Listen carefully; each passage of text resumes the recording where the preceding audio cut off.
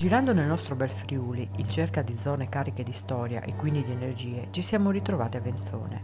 A me era noto a causa del terremoto del 1976, difatti fu una delle località più colpite. Ovviamente, essendo ancora abitato, non abbiamo potuto fare sessioni e alla fine del filmato le presenze del luogo hanno comunque voluto darci un saluto di cui ci siamo accorte solo quando abbiamo visionato il filmato. Ora però vi racconto un po' la storia di questo luogo per noi spettacolare.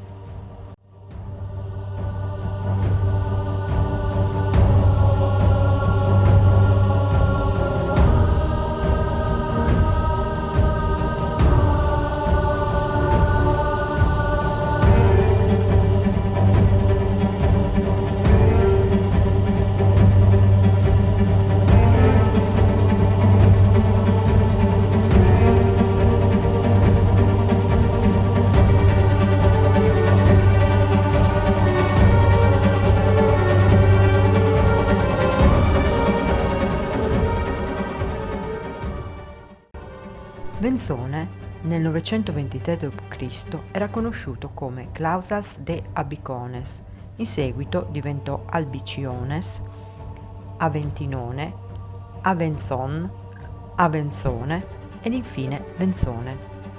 Il toponimo deriva da Av au Flusslauf, che significa corso d'acqua, quindi prende il nome dal torrente Venzonassa.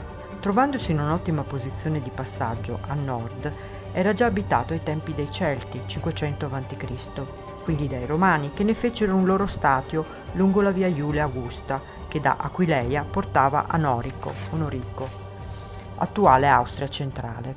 Queste informazioni sono state confermate da reperti trovati negli scavi del Duomo, nel cui sottosuolo è stata trovata la presenza di un edificio romano a cui era affiancato un castrum. Nei secoli a venire questa zona fu vittima di molte invasioni a partire dai Guadi, Marcomanni, Visigoti, Unni, Ostrogoti, Bizantini, Longobardi e Carolingi. Proprio a questi ultimi, dal 776 al 952, va a corrispondere il primo nucleo urbano e quindi al periodo 923, la prima citazione della Clause de Abitione. Nel 1077 entrò a far parte del patriarcato aquileiese e nel 1200 il patriarcato affidò in feudo la terra di Venzone alla famiglia Mels.